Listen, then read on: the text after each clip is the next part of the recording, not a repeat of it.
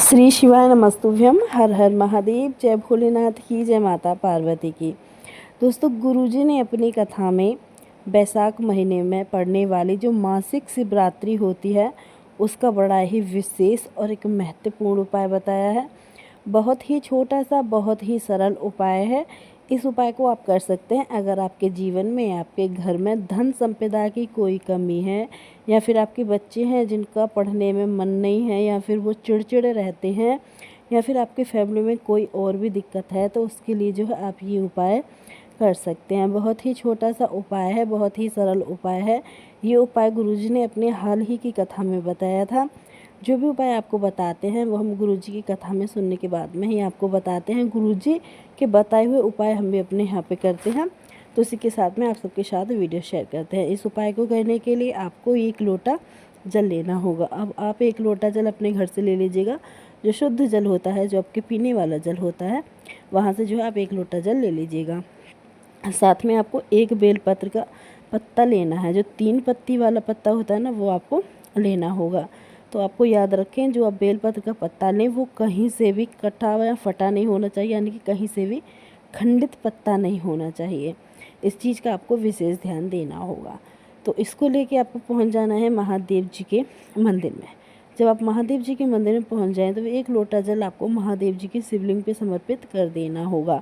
या फिर आप जो है किसी से भी ये उपाय करा सकते हैं। जैसे कि मान लीजिए अगर आपके बच्चे हैं जिनका पढ़ने में मन नहीं लगता है, जो चिड़चिड़ रहते हैं, उनके हाथ से भी अगर आप वैशाख महीने की जो मासिक शिवरात्रि होती है, अगर आप उस दिन 1 लोटा जल महादेव जी की शिवलिंग पे समर्पित करा देते हैं, तो इससे जो है आपके बच्चे जो चिड़चिड़े पर रहते हैं उनके जो व्यवहार में सुधार आएगा। या फिर आपकी फैमिली में जो धन संपदा की कमी होती है उसका स्मरण करते हुए, उसे बोलते हुए अगर आप महादेव जी की शिवलिंग पे मासिक शिवरात्रि वाले दिन वैशाख में अगर 1 लोटा जल समर्पित कर देते हैं, तो इससे जो आपके जीवन की जो धन संपदा की कमी होती है वो दूर हो जाती है। दोस्तों, गुरुजी ने अपनी कथा में बताया था जो वैशाख का महीना होता है ना, ये महादेव जी को अति प्रिय होता है। तो वैशाख के महीने में अगर आप महादेव जी का सत्तू का जो प्रसाद बनता है, जो भोग बनता है, अगर आप उसे बनाकर उसे आप महादेव जी को समर्पित करते हैं और वो प्रसाद आप ग्रहण करते हैं, तो इसका भी बड़ा विशेष महत्व होता है। तो अगर बन सके तो आप जो है सत्तू लाकर मार्केट से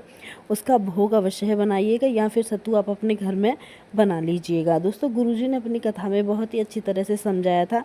जो सत्तू होता है इसका भी बड़ा विशेष महत्व होता है। तो आप देख लीजिएगा, अगर आप बना सकते हैं तो अपने घर में प्रसाद जरूर बनाइएगा। महादेव जी को समर्पित करने के बाद में अपने घर के जितने भी व्यक्ति होते हैं सबको थोड़ा थोड़ा सत्तू का प्रसाद दे दीजिएगा, क्योंकि जो सत्तू का भोग होता है वो महादेव जी को अति प्रिय होता है और ये महादेव जी का भोग होता है, इसलिए जो है इसका भी बड़ा विशेष महत्व होता है। वैशाख का महीना जो होता है ये बड़ा पावन महीना होता है। महादेव जी का जो है वैशाख का महीना अति प्रिय होता है, साथ में सावन का महीना तो महादेव जी को प्रिय ही होता है। तो छोटे छोटे उपाय जो हैं वो आप कर सकते हैं। अब जैसे कि मासिक शिवरात्रि वाले दिन आप ये उपाय कर लीजिएगा, तो इससे जो है आपके जीवन में जो भी दिक्कत होगी, जो भी समस्या होगी, उससे आपको छुटकारा मिलेगा और महादेव जी की कृपा आपके ऊपर बनी रहेगी। दोस्तों, जो भी उपाय आपको बताते हैं वो उपाय हम गुरुजी की कथा में सुनने के बाद में ही आपको बताते हैं। तो आप जो है एक बार इस उपाय को अवश्य ही करके देखिएगा। अगर आप सबको हमारी वीडियो अच्छी लगी हो तो चैनल को सब्सक्राइब करके वीडियो को लाइक कमेंट शेयर जरूर कर देना। और अगर आप चाहें तो ये उपाय आप जो है अवश्य ही करके देखिएगा। जो 1 लोटे जल वाला जो उपाय है इसे आपको सुबह में करना होगा, तो आप जो है सुबह में ये उपाय कर लीजिएगा। सत्तू का जो भोग होता है इसे आप बना के महादेव जी को समर्पित कीजिएगा, फिर प्रसाद के रूप में अपने घर के सभी व्यक्तियों को ग्रहण करने के लिए दीजिएगा।